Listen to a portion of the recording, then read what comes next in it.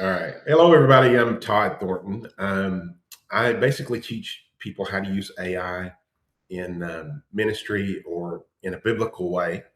And so I'm excited today to be here with the Fit Pastor group.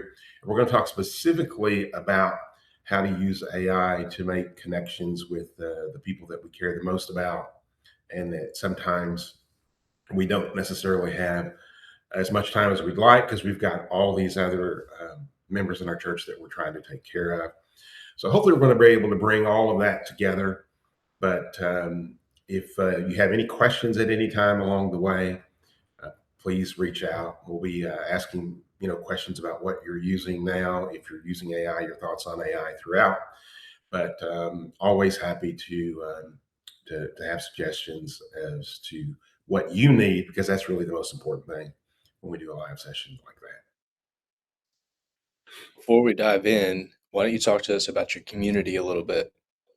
Sure. So I have I started out on the school platform with the community, and then I've since revised that to a ministry unlocked platform. And so I basically talk about how to use AI in ministry to reach more people. But specifically, over the past 52 weeks, I've visited 52 churches. So every week I'm talking to it or looking at a different church, talking to a different pastor. And so when we talk about ministry unlocked, I don't necessarily just think about that in terms of AI, but in terms of what churches are doing that, it's working well. And so I've started to write about that here in the past week or two, where I'm basically creating lessons learned from all of those visits. So whether somebody likes AI or not, then definitely you'll see a lot of lessons learned in that series, and that's all freely available. And the way I set my community up, for some of you that may be thinking about setting your community up, is it's basically a public community, which means the normal posts are indexable by Google. And the reason for that is so that you get traction in not only the results, but the AI generated results. And you're starting to see more and more of that when you search. You'll see an AI summary. So if you don't have a lot of content that's indexable, you're not going to show up in those AI summaries. And that's really where the majority of search is going, particularly over the next 6 months. And then in the future, you're probably looking at 95% or more AI summary search results. So, just to give you a quick tip there, if you are going to create a community, you might want to think about making that public so that the stuff gets indexed and is visible, because a lot of churches don't have nearly as much visibility as they would hope. Talk to us just for a minute about churches and AI. I know you have a whole course on that in Ministry Unlocked, but tell us, maybe what some of that benefit would be. Well, I think a lot of it is just well. Let me give you an example. A few weeks ago, I was at a church, and they had a lot of budget issues. They had gone way too far into debt, and so they had a new pastor that came on board, and he basically was telling me that Sunday was the first time he had ever used AI to create a bulletin for the members. Now, every church is different, but a lot of people don't really have the support group in their church that they would like. It's not like a mega church where you've got a huge number of people and you can just ask somebody else to do something. In a lot of cases, there's one person trying to do everything, and that's the pastor. And so, really, if you think about it, AI is like your personal assistant, whether it's designing a brochure, whether it's creating something to post on Facebook about an event that's coming up. And pretty much any time you think of outreach, AI can help you do that, even if it's like, how do we reach a certain group of people? So that's one of the things that I see a lot with churches, is they're not even really targeting their messages to the people that they need to reach. And if you think about young people talk in a different way than I do, certainly. And so you've got to be thinking about where they're at, the language that they use, and to try to broaden your message and your reach. And really, AI can do that in a variety of different ways. and can help you, particularly if you don't like doing something. So that's the other thing that ministers are stuck with. I see is they don't necessarily like doing something, but they feel like they have to do something. And so if you can get a little bit of a creativity partner with AI, that makes a huge difference in in the output and in the results. Because at the end of the day, the job is to spread the message, and if we're not doing that, then that's a huge problem.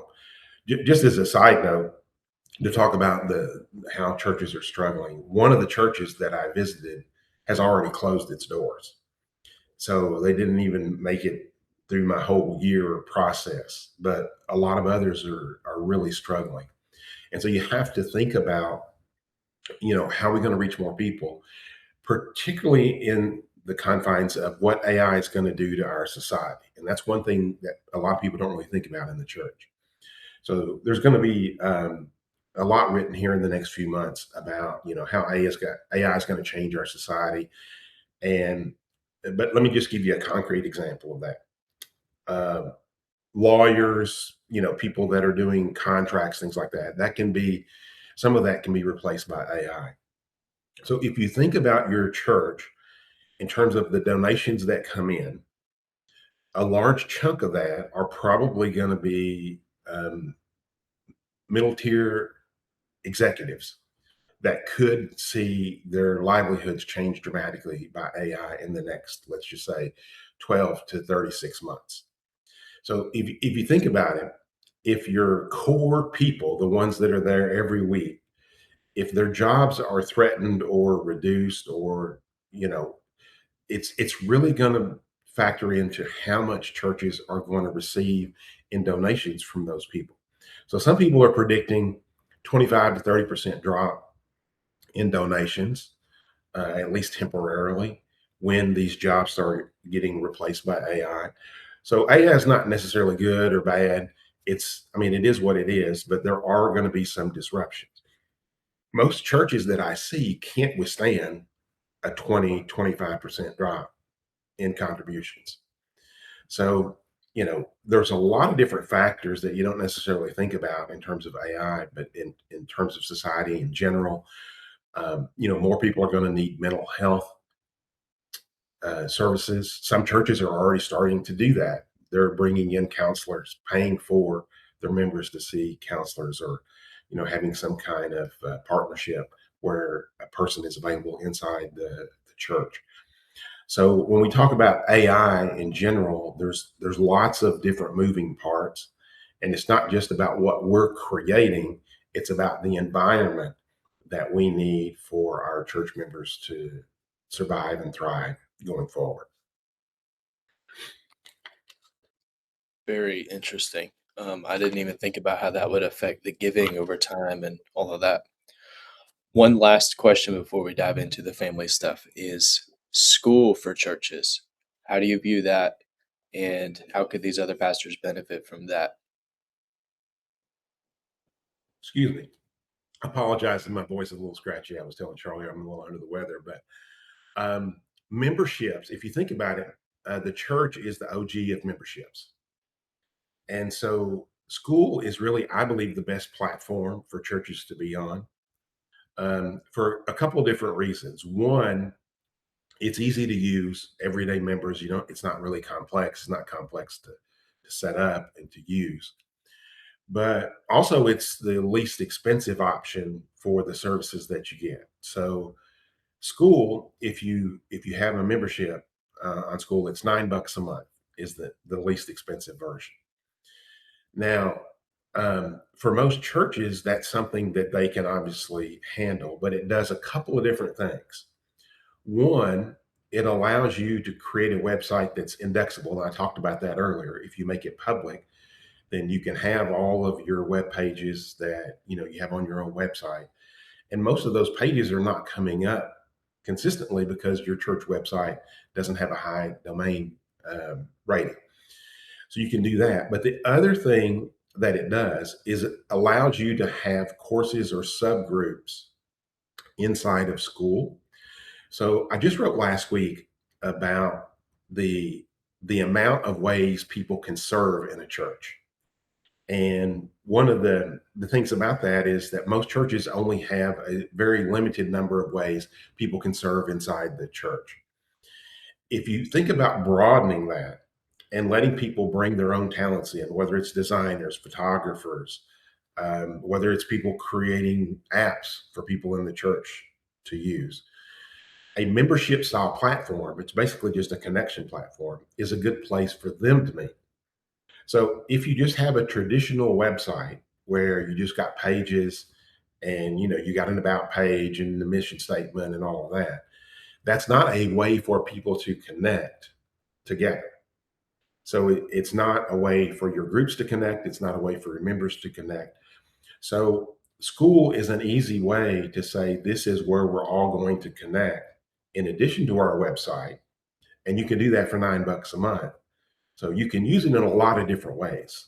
You can, like I said, you can have a bunch of different groups, have courses on there, have Bible study on there, but it's just a fantastic platform. Plus, the $9 a month covers streaming services if you want people to jump on to a call or something. And so you're really not going to find a more cost effective solution to do that. Agreed. An awesome context there.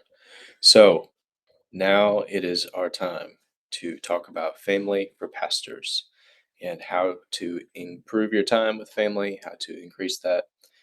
And I'd love for you just to walk us through how that looks using AI.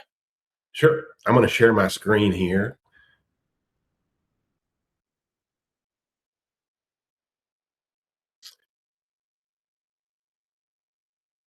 Can you see that okay? Perfect. All right. So I'm just going to go through you real quick. What I've done is I basically created an app for people to use that has this built in, and I'll talk a little bit about how that works in just a second. But when we're talking about being present at home, you can use AI in a lot of different ways. So sometimes pastors think about how to use this at church, but there's lots of different things. Any relationship that you have, whether it's family, marriages, faith, church community, AI can be a good brainstorming partner. And we don't have to have tech skills, all this basically simple tools, practical ideas, and essentially a starting point. So I'm just going to walk you through a couple of things here. We're talking about AI in the sense of an assistant. Okay. We're not talking about a robot that's going to take over, not a massive algorithm. We're talking about how to solve a simple problem. And so it's just a tool that generates helpful text based on what you ask. And the questions are the most important thing. So we're going to be talking about tools, but ChatGPT, Claude, Gemini, and Copilot. I mentioned no special technical skills required, but here's the one thing to think about. Each tool has a sort of a certain bend to it or a certain style to it. And which one works for you may not necessarily work for me. So a lot of people use Chat GPT. That's the most common one that's used. I use Claude a lot because I think it writes more human. But if you're in the Google system, you might use Gemini. If you're in the Microsoft ecosystem or you use, Word documents or Excel, then you might use Copilot. It doesn't really matter which one you use. We simply want to prompt it with what we need and give it context. So all these tools, they thrive on context. Now, real quickly, I get this question a lot: isn't AI evil? And I've been called a lot of horrible things because I teach people how to use AI in ministry context. It's simply a tool that reflects the hand that holds it. And I've never seen output that didn't reflect that. Because if you go into it with good intentions, you can get good output. If you go into it with evil intentions, then you can get, evil output. It's always the case. And there's been examples throughout history, the printing press. I've talked a lot about that. Originally the Catholic Church had like a banned books list because they didn't want people getting books that didn't match with their own personal beliefs. But the printing press was the greatest tool to deliver the Bible text to the masses. Now, AI can deliver results that are incorrect. Okay, it's not perfect, nor are any of us. But if you understand how to ask the right questions and then figure out a way for it to give you input that you can use and modify, because remember, you are in control of this, then it's really going to help you develop better relationships and better strategies and frameworks for everything that you do, really. So we're going to talk about the demos here. And I think Charlie, you had mentioned that you had done this, but I just want to show you the iteration process here. So let's say we want an active family outing, and so I say, give me 5 active screen-free things I can do with my kids or grandkids this day of week, each under and then a time limit. Now, anytime you have a prompt or instructions we're giving AI, you have these brackets, and that's where you would basically just fill in the information. And then we get a good answer in a few seconds, but then we can chat and make it better. So we can give it more information or where we're from. So those are all things that you can always do. You should always think about an AI prompt as being your first draft. And then you decide to go a little bit further or go a little bit different direction. And so in the tool that I'm going to give you, I have created some really, really detailed prompts. But a detailed prompt comes from a basic prompt that you iterate over time. So don't expect to be perfect the first time that you create something. So let me just give you an example. So we talked about the kids, grandkids, and you could even say no special gear. Okay. But we can then go one step further and say, plan a 4-week family fitness challenge for me and my kids. Make it fun and a little competitive, but not discouraging for the youngest. And here again, that's where the context matters. The age of the kids, what their current situation is. Mixing strength, cardio, and outdoor adventure. Here again, we're giving it very specific things to mix. Keep each day under a certain time limit and include a simple way to track progress plus a small celebration at the end.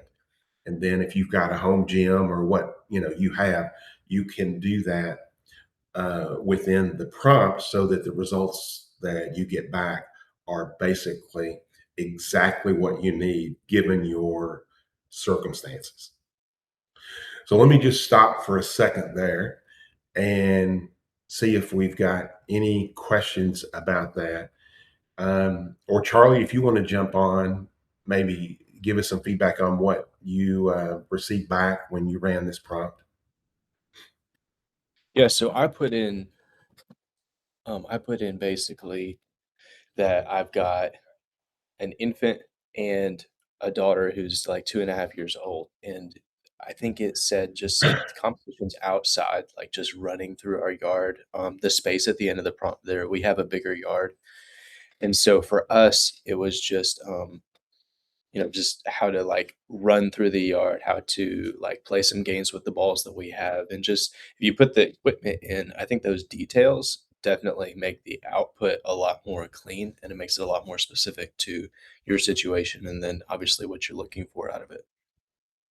Yeah, and you're obviously not stuck with this because the other way to think about this is we've structured this prompt for what you do at home, but you could revise this to talk about if you're on vacation somewhere and then how to incorporate that into the places that you visit or to make it more of a fitness challenge as well. So, but you can sort of see the difference that the output creates based on the input that you give it. Now, let's talk about another example here with connecting with your spouse. And so I could say, give me 3 thoughtful, low cost date night ideas for the week that fit a busy schedule we both enjoy, and then if you've got some kind of shared interest. But then if you want a more expansive prompt, you can say, I want to be more intentional about my marriage this month. Suggest 5 small, specific gestures that show that I'm paying attention. If you open any questions to ask on a walk that go deeper, then how was your day? And one slightly bigger surprise for the weekend. And then here again, asking it for context.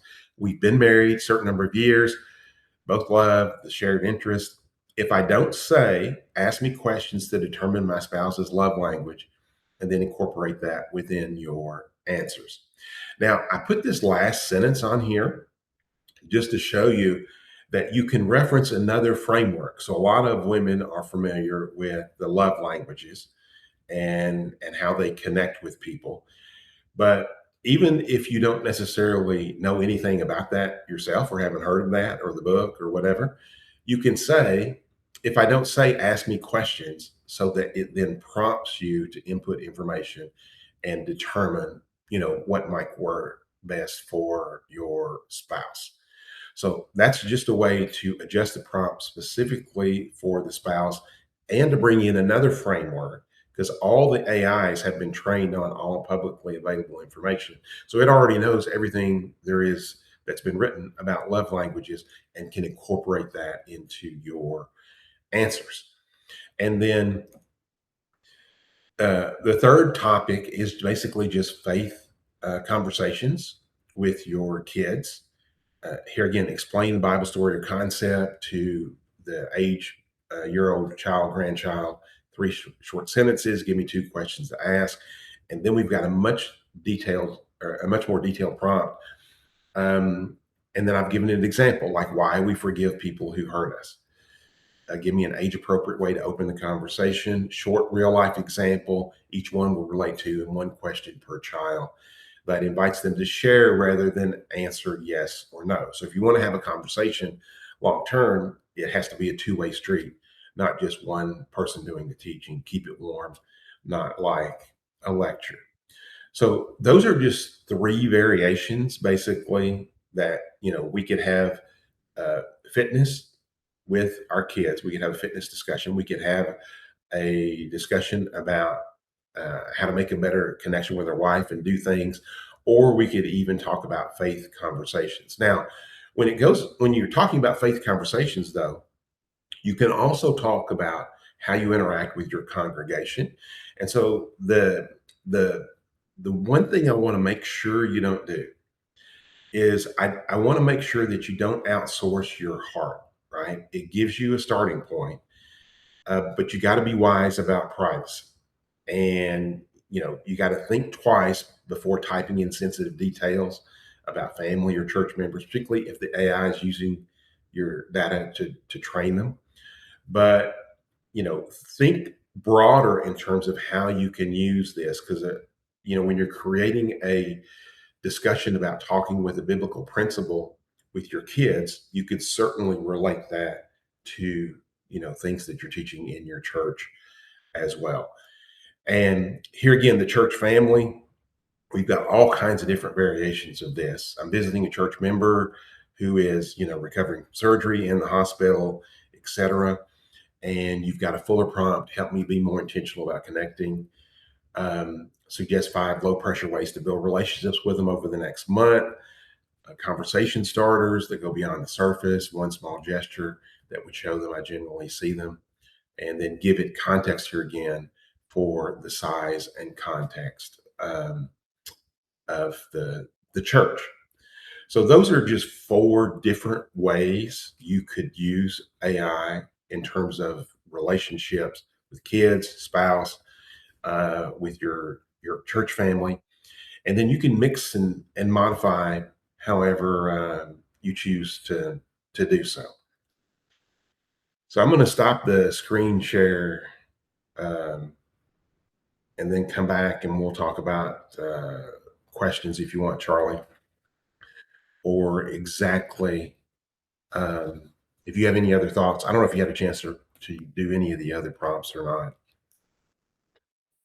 I looked through the one with the faith conversation with your kids, and that was helpful, like we talked about earlier.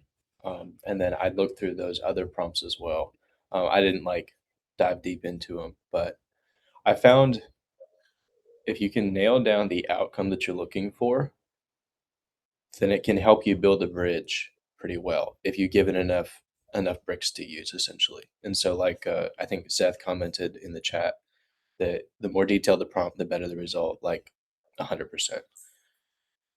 Yeah, and I will say this, I didn't mention it in when we talked about the different, tools, whether it's Gemini, Claude, Chat, um, certain, um, models tend to handle faith stuff better than others, and I say that because let me give you an example. If you're talking about, let's say, hell, and you're chatting with it, in the past, a lot of models would say, "Now don't," people get very sensitive when you're talking about hell, "Be very careful about doing this or this or this," almost like it's guiding you on what to say or what not to say. So whenever you do what I call faith-based prompt or relationship-based prompts, it's really a good idea to try some of the other models. So all the models typically have like a free basic membership, right?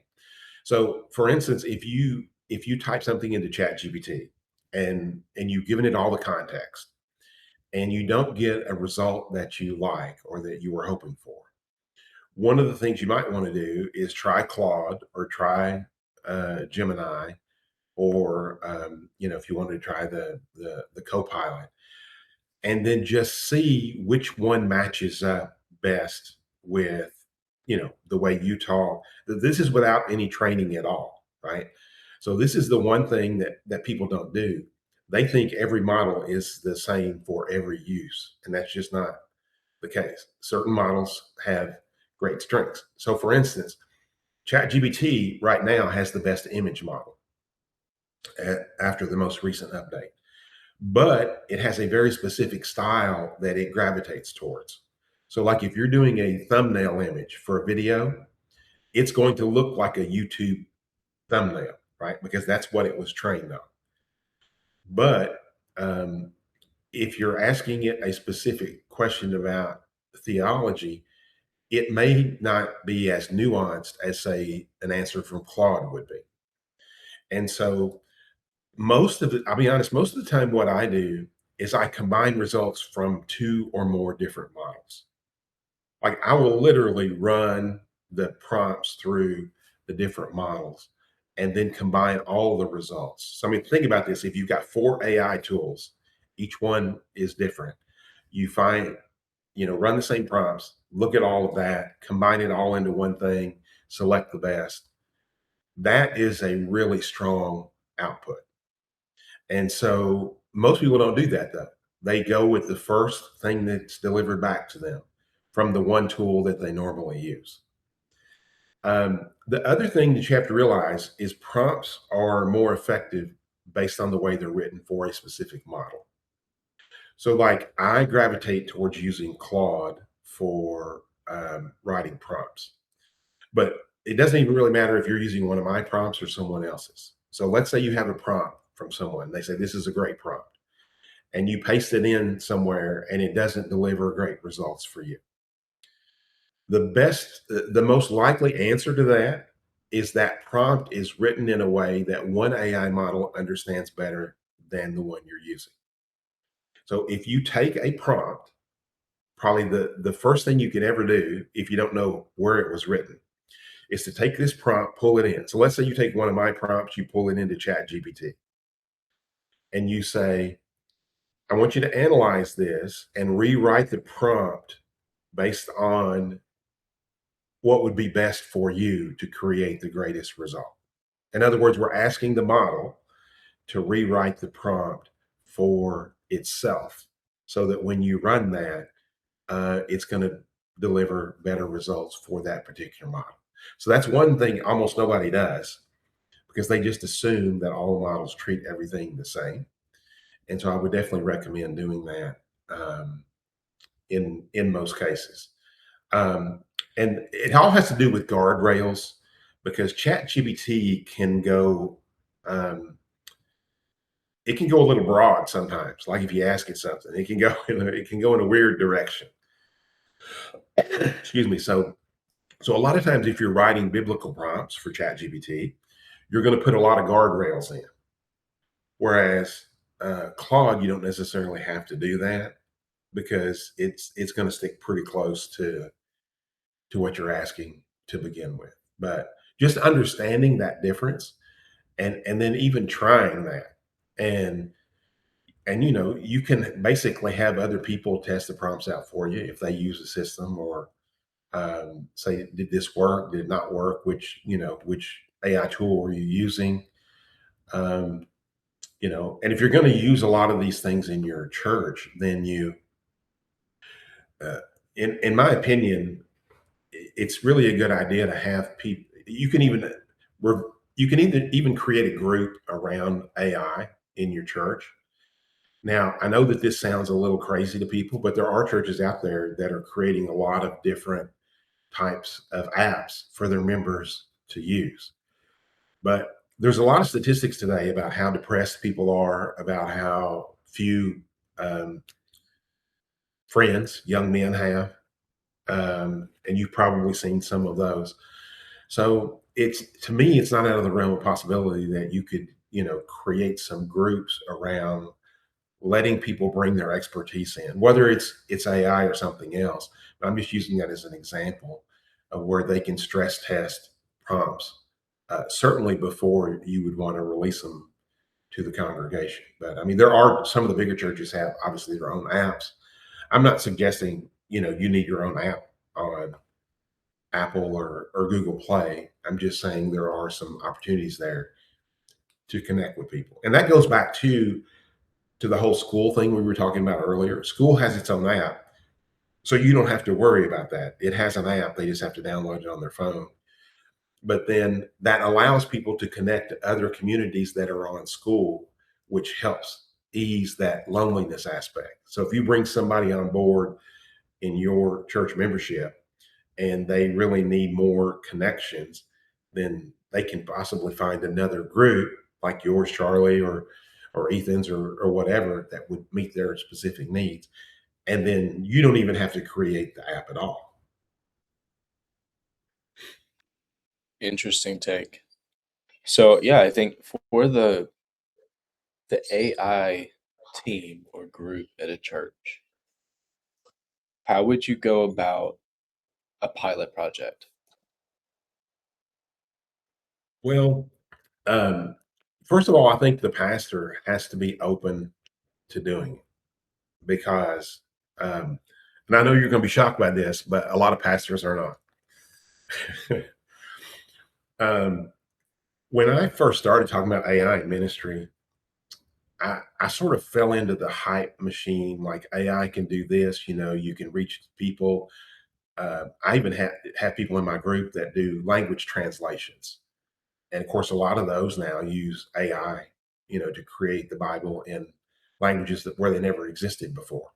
So um, I think the biggest thing for me is just showing people a benefit to having an app or something good that it can do, and just having an example, say, okay, this would be good. So it would be good if somebody could pull up an app, and they could get notifications about what was happening in the church next week, or they could get updates on who needs help in their committee or in their group on doing something going forward.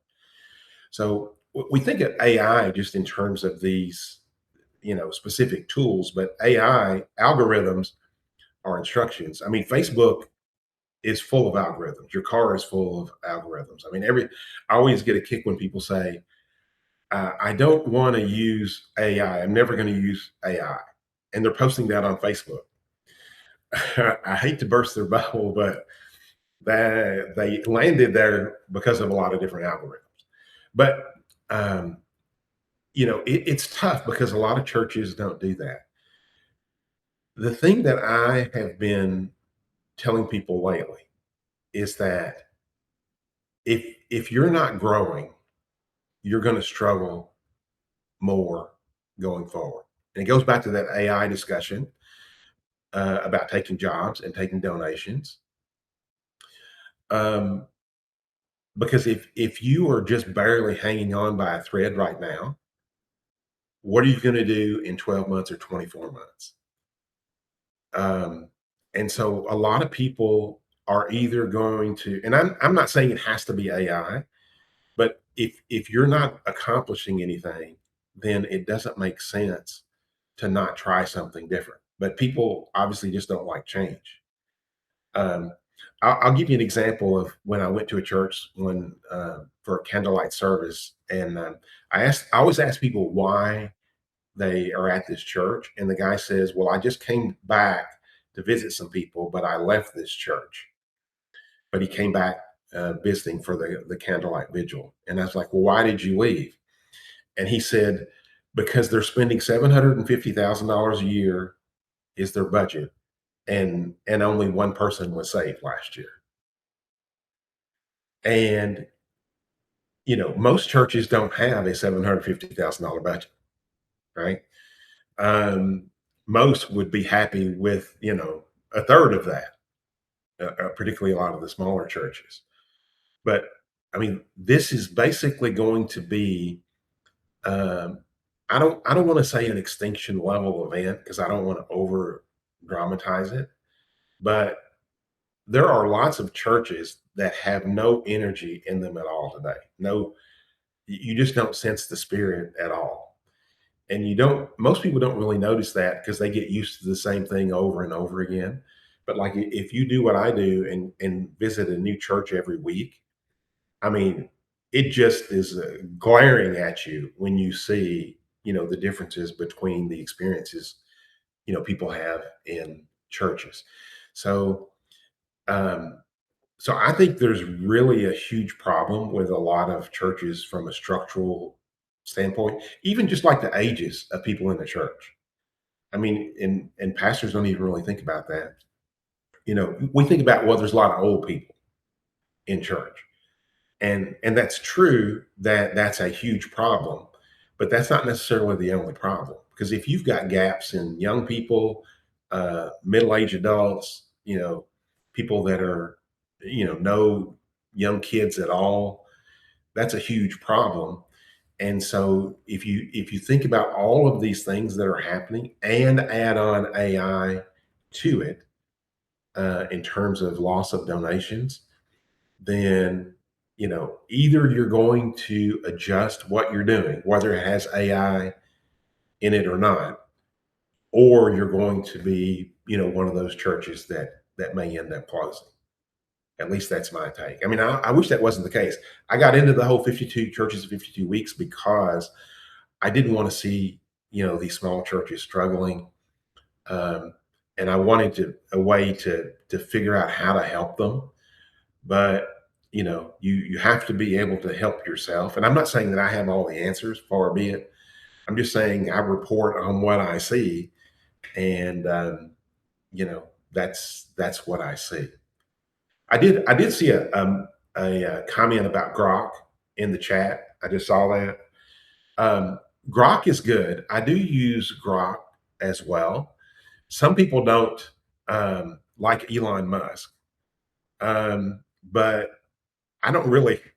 It's like when people say they don't like Chick-fil-A. People that are not religious, they don't like Chick-fil-A. I'm like, I love chicken minis. If there was a devil worshiping group that had better chicken minis, I would go to their establishment. And they're like, what? And I'm like, well, it's a twofer. You get better chicken minis, and you get people there that you can talk to Jesus about. So I don't understand this idea because particularly when they're complaining about Elon Musk, but on Facebook, and of course Mark Zuckerberg has a checkered past when it comes to certain things. But Grok to me has always been a very solid model. It doesn't write well, just in the term of the prose that it creates. It always has had an edge to it because that's what Elon Musk has. Like if you want to roast somebody. Um, there is a Grokopedia. I don't know if everybody's familiar with that or not. They started a Wikipedia alternative. So that's free for users, and it basically uses AI to improve the the content. So you can go there, and it has all the resources, all the links. Um, there is a little bit. It does. They're getting big into video content creation on Grok and image creation, so it's good for that. But I basically use all of them, and they'll vary in terms of what you want to do. But if a tool does what you need it to do, then I say use it. If it doesn't, then don't. But it is also more expensive, I think, to use. Unless you're using like the API and connecting to it. So let me So swing back for just 1 minute. yeah, Church growth, if you're not growing, you're dying. Like we've all kind of heard that phraseology before. yeah, And then you add in potentially losing 25%, 30%, 40% of giving from your mid-level management not having money now being replaced. So correct. churches are going to need to grow. Churches are going to need to change with the times essentially. And so part of that's going to be AI integration probably, but I think in my mind a bigger piece of it is AI assistance in helping the actual growth because AI is not going to lead people to Christ. Like that's our job. He didn't commission computers, he commissioned Christians. So how do we, especially as pastors, what would your advice be for us to kind of go from figuring out where we are, kind of like the 52 churches, 52 weeks? I know you put together a brilliant first eyes, first look kind of blueprint. So basically, from your first eyes, you walk in with fresh eyes, all the way to now developed, growing, inevitable church in your community. What would your process look like for that, specifically in terms of AI? Okay, so I'm going to give you sort of a meta answer here in that I would first sit down with AI, and it doesn't matter the model. Here again, this would be a good one to use all the models on, and say, I want to, I want you to let me know what your best guess is on how AI is going to affect people's lives, specifically related to church going forward. So what we're attempting to do when we do a prompt like that is we're trying to get the AI to think about things that we haven't thought about or we haven't read about. So I gave you the example of um, the counseling inside of churches. So I've been to three of the churches now are basically creating counseling inside the church. Um, and I know when we get into this conversation, people are like, well, the church is for this specific thing. It's not for, all these other things. But the way I look at it is the church needs to be the hub of the community. And in a lot of cases, you can put community church in the name of the church, and it doesn't mean that it's a community church. It doesn't necessarily most churches don't represent the community around them. That's just one easy way to look at it. Does the church look like the community that you're in the middle of? And so I would do a lot of just prompting, what did you think about this? Could, is it likely to be a 20% drop or a 30% drop? And here again, the AI is guessing. It's basically pulling in from what other people have talked about. And just say, what are some creative ways churches are thinking about this? And, just give me a list. Give me a list of things to think about. And if you have a group inside your church that you can go to, whether it's deacons or whether it's, I went to a church last week where the pastor asked for anybody that had creative thoughts. They wanted to stay after church. Anybody that was a very creative thinker. And I never had seen that before in any church services. So what it was they were creating a new slogan, like a tagline for the church. And so they had a group for that. Everybody wants a group or committee or. But he just said, "Hey, even if you haven't participated, if you're very creative, just stay and let us know what you think." So I always thought that that was interesting.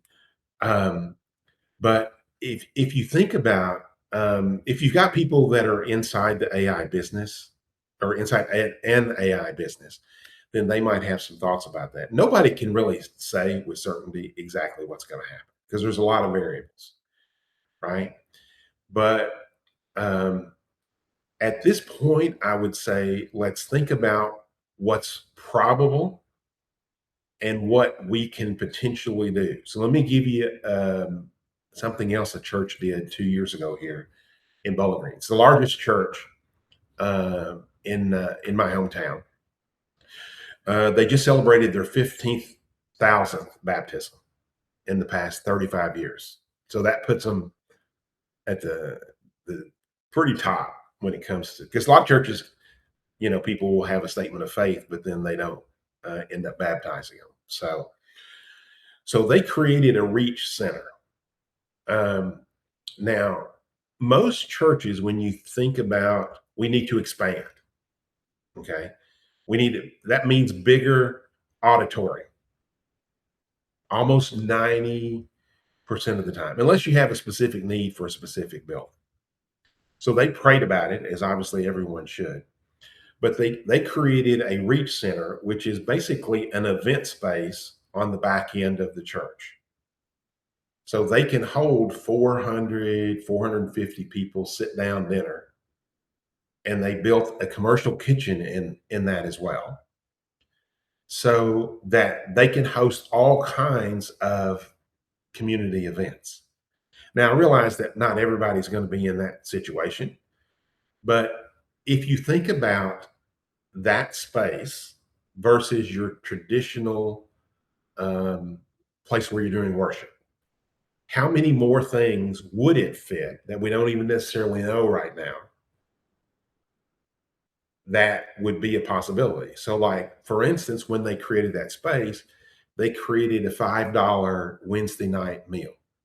So, home cooked meal, $5 to try to get moms, kids, and the congregation to come together. And so they have hundreds of people there on Wednesday nights. Now, that wouldn't be possible really without that space. So it's not necessarily just the idea, it's the space for the idea to come to life. I think that's really important. And I've always said schools should be built more like conference centers, traditional schools, because it never made sense for me to have defined structures, classrooms, where if you go to a conference, they need more space, they unlock the doors and, bring in the next ballroom, right? And I'm not suggesting that churches should go that same route, but I'm saying the flexibility in your space. Like if you have a lot of outdoor space in your church, and you have the space for a place for kids to play or to create like a mini park, that could go a long way towards getting people more comfortable with the church. So I use that, the Reach Center as an example because most churches, I think about Sunday service or Saturday service, depending on your faith. And realistically, there is stuff going on every single day at that church. I mean, they had an expo for all of the different ministries they had. Um, and there was over 30 ways, 30 booths set up for different ministries that they had at that church. Different Bible studies, the obviously the AV and production team, the creative team, the food, the $5 food group that was doing that, the food pantry group. I mean, you just talk about a massive number. And the thing about all of this that I want to really hit on is this: if people participate, they will stick with the church and they will help you grow. If they sit and watch, they'll be the first ones to leave. And I think that's really what's lacking in a lot of churches is if you just sit there, you can see that people are just going for the sake of going, and they're not really doing anything to to help the mission, to help people out. It's just um, and I pray that nobody that watches this or is on this call, their church is that way. I'm just giving you what I experience.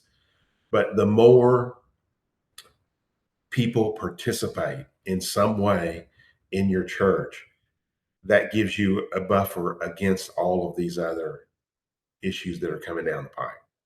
Does that make sense? Makes perfect sense. I think if I had to take the whole master class and consolidate it, I think the things that we talked about at the beginning about the models and how AI is helpful and AI in ministry and all of that stuff, what that teaches us is how we can use it for ourselves, how we can get in there, find what tools to use, experiment with it, play with it. Then the prompts and the training that you gave on the family side of things, this really helps us practice it not just for ourselves, but then use these tools and start to branch out in some of the very prevalent, common, everyday ways that we live as pastors. And then the back end of our conversation has been about church growth and how all of this ties together. And like if you take a 30,000 foot view, if you're going to have a church that continues to grow, I don't think the solution is some creative prompt. It's doing the work in front of us. And what's helpful about AI is sometimes it can see the work before we can. It can show us blind spots that we might have or prejudices in our thinking or our methodology. And then from there, we've already trained ourselves to use it efficiently. We've already been practicing it with our families, with our churches, with our little fitness challenges at home in the backyard, with the bulbs and the pools.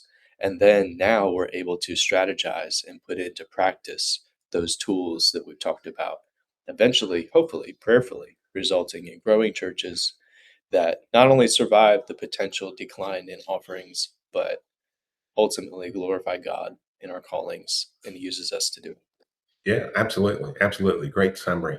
I just threw the link to the app in Perfect. the chat, and the one thing I wanted to highlight here too is it's really easy to get information from our congregation or get their input in terms of what do you think's going to happen. Now I know a lot of people don't like to do this because they don't want to hear everybody's complaints, but um, the but you could say, hey, we're thinking about the implications of AI going forward. If you have some thoughts on that, we want to hear about that because we think people are going to be displaced and we want to know how we can help. But even like job training, I mean, a lot of churches have a lot of space to have job retraining programs, and sometimes even governments will lease out space, school districts, things like that. Mhm, mhm. Um, the other thing that I would really recommend too, in terms of getting the word out, is just making it easy for people to access information. So we talked about a lot of prompts, gave you a lot of prompts.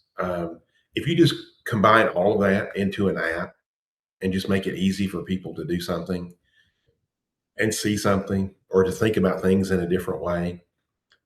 In your example, the fit pastor, there's a lot of people that are sitting in the church that could use a lot of fitness advice as well. So and this goes back to thinking about what church could be.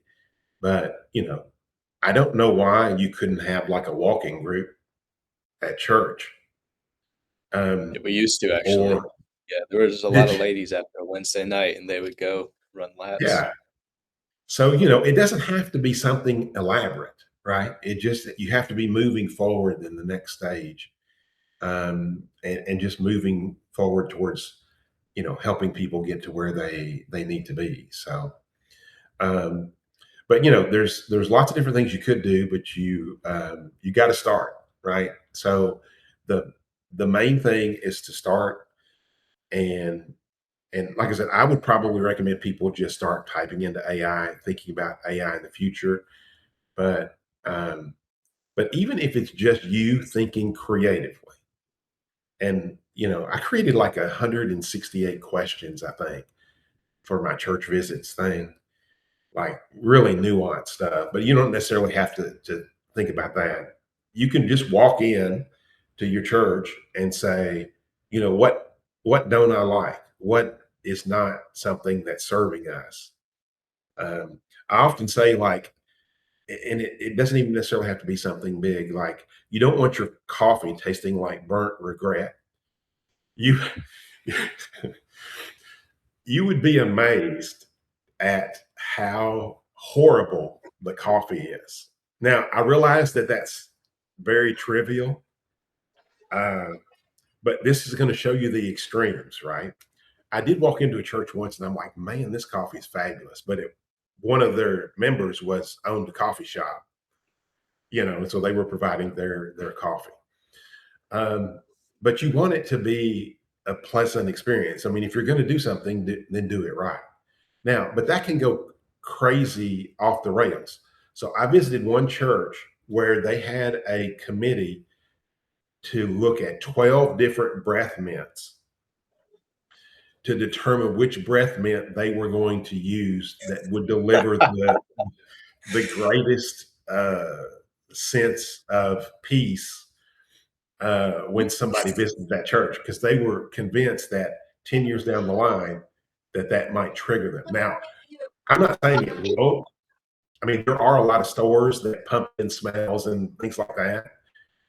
But to me, that's like the extreme. You don't want to focus on the small stuff all the time, but you want to think about the stuff that can matter. And so I mean, I hope that pastors use some of the things that I've done to really, think about their situation creatively. And because I mean, it's not like I'm coming in and I want to grill somebody and say, this is what are you doing here? I'm trying to say, look, this is what's working.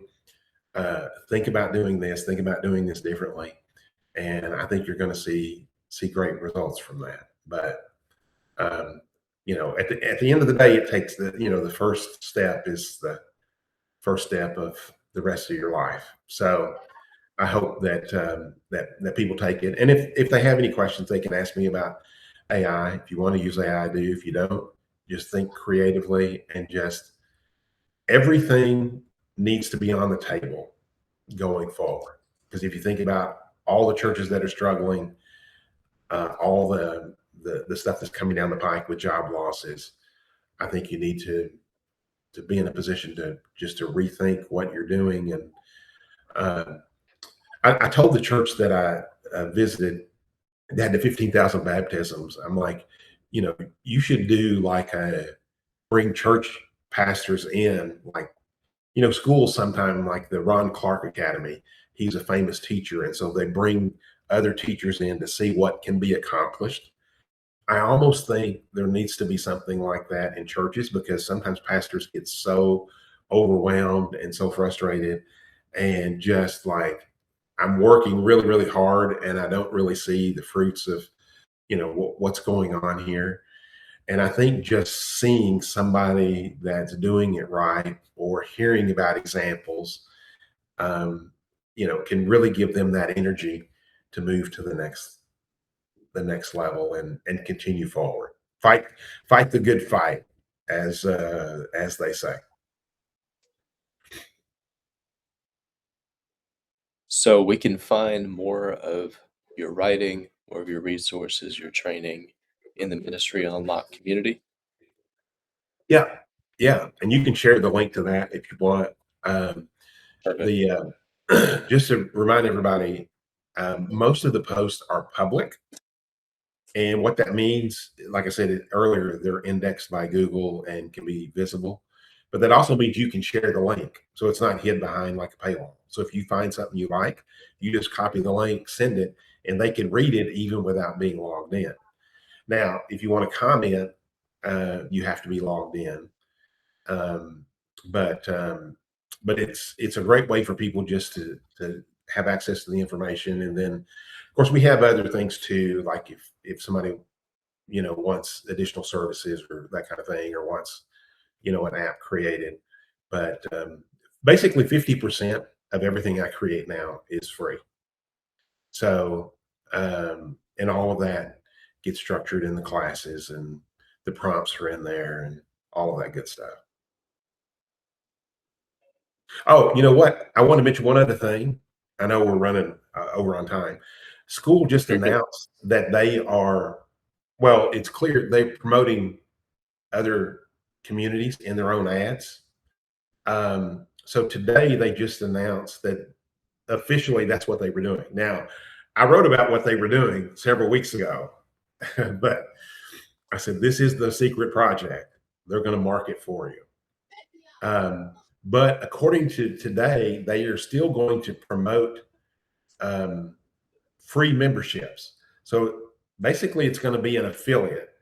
So if they send you a new member to a paid group, they're going to charge a 30% affiliate fee. And so they're going to reinvest that money. So they're going to create like a wheel where money comes in, money goes out, and they're running ads for everybody. And so the way this works is there's one main ad talking about school, and then there's a bunch of different community ads. So in my example, it'd be Ministry Unlocked and the Fit Pastor and all of that that people can click on. They are supposedly going to continue promoting free groups, which most churches would be. So that's also a huge benefit of going on school now, is because you could very well see your free community in one of those below a community that's monetized, and it costs you nothing because it's basically all based on an affiliate fee. So somebody could find you, and this goes back to getting new members as well in your church, and just expanding your online reach, which most people would need to do as well. So I just thought about that. It's $9 SEO, $9 training, $9 classrooms, $9 potentially. You could, even if you really didn't have like a CRM or Fellowship One Go or anything like that, you could even run your tithes and offerings through that if you really chose to. Yeah, $9 free publicity, build the school group. Like, exactly. seems We like should a we should winner. hire you to do the pitch for school. That was great. We'll just Well, and I mean, I don't push stuff for like affiliate fees or anything like that, but if there's a better $9 use of your money for churches, I don't know what it is, yeah, because yeah, one lead could cost $9 if you're in yeah, terms of easily.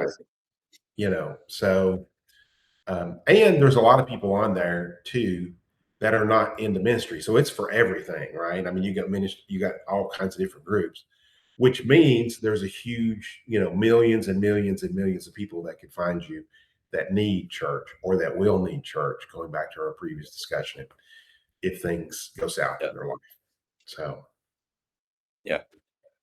Massive opportunity. yeah. Thank you, Todd, for your You're welcome. presentation. Appreciate that. If anybody has any questions, like I said, let me know. I'll be happy to help them out. And I appreciate the discussion today. Hopefully, everybody got something out of it. Hope so. All right. All right. Thank you, sir. Take care.